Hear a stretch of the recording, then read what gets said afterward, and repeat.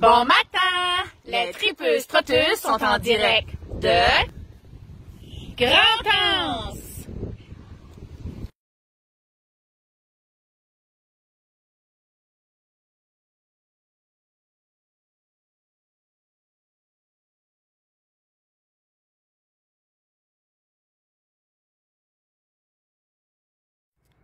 Vous recherchez un endroit où séjourner à Grand-Anse? On vous encourage à vous rendre chez Motel Doiron Camping.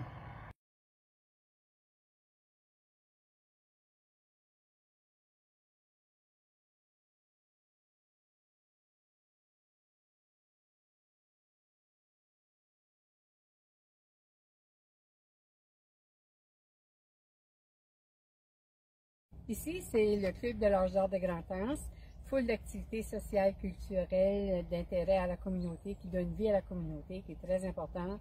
Une équipe de bénévoles très active qu'on apprécie énormément. On vous invite à ces activités-là.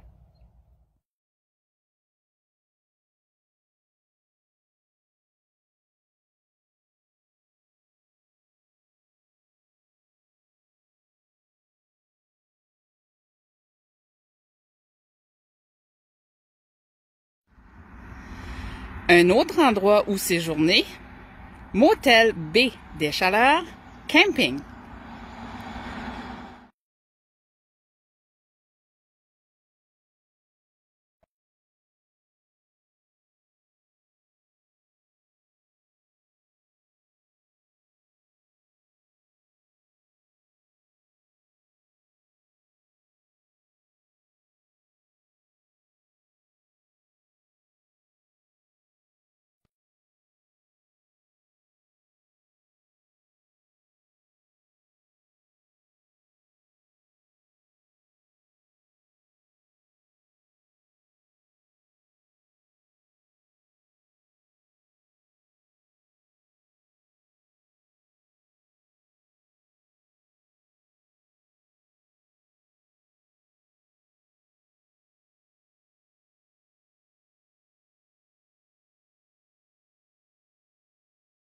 Nous sommes actuellement près du centre Edmond-Landry, l'aréna de Grand-Anse, où on pratiquait des sports d'hiver, mais qui a été suspendu depuis 2 ans. On est en train d'étudier une nouvelle formule de financement pour la reprise des sports sur glace qui devrait reprendre prochainement, selon les ententes possibles. On y joue actuellement du pickleball. Et durant l'hiver, on sert d'entreposage actuellement, vu qu'on n'utilise pas pour les sports sur glace. Et on peut tenir toutes sortes d'activités aussi. On peut réserver l'aréna pour un mariage, par exemple. Il peut y avoir des activités sociales, culturelles. Même le Festival des Cerfs-Volants, à un moment donné, a dû tenir son événement à l'intérieur de l'aréna en raison de la température extérieure.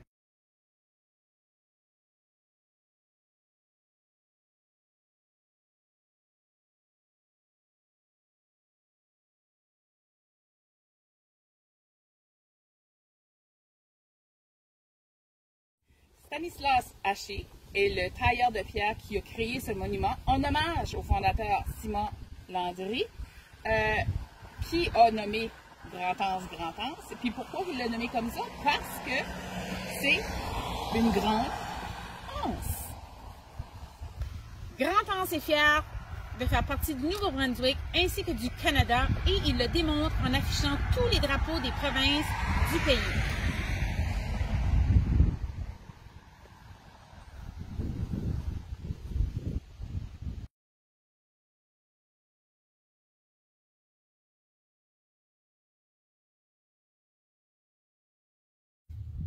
Ici, on se retrouve au musée des cultures fondatrices, non seulement de Grand-Anse, mais de bien des endroits au Nouveau-Brunswick. On y fait un peu l'histoire des Acadiens, des Irlandais, des Écossais, des Mi'kmaq, les fondateurs de ce coin de pays. Alors, je vous invite, c'est en opération durant l'été. On peut faire des visites, mais avant que ce soit le musée des cultures fondatrices, c'était le musée des papes qui était unique en Amérique. Mais depuis quelques années, on a transformé le musée des papes en musée des cultures fondatrices pour se souvenir justement des fondateurs de notre coin de pays. On tient aussi l'été un festival des spiritueux qui est unique dans la région. L'an passé, on a pu tenir en raison de la pandémie. Cette année, ça va encore sauter, mais devrait reprendre l'an prochain. Alors, je vous invite à visiter le Musée des cultures fondatrices et d'en apprendre sur les fondateurs de nos communautés.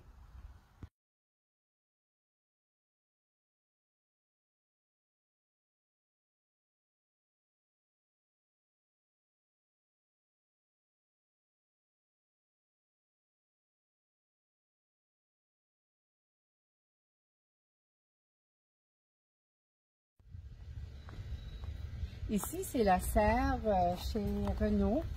Renaud cultive les fraises, les légumes au cours de l'année et ces produits sont distribués un peu partout dans la péninsule acadienne, dans les épiceries. Actuellement, c'est le temps de cueillir les fraises. Malheureusement, on ne peut pas accéder parce qu'il est trop tard, mais les champs sont toujours ouverts pour la cueillette. Aussi, vous pouvez en acheter qui sont ramassés par justement les gens qui travaillent pour la serre de Renaud. Et les fraises sont douces, juteuses, tout simplement exquises.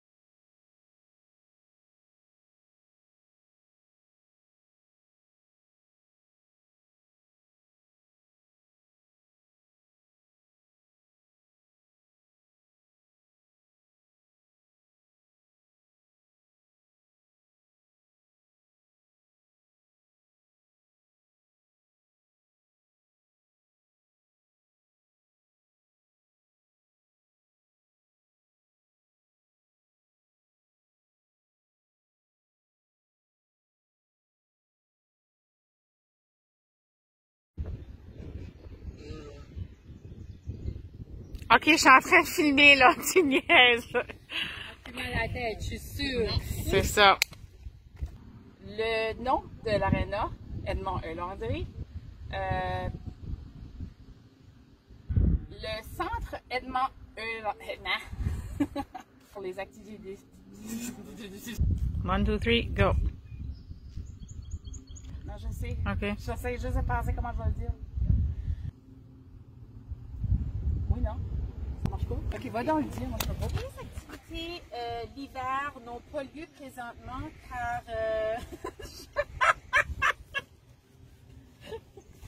Tu gèles. Oui! Oui!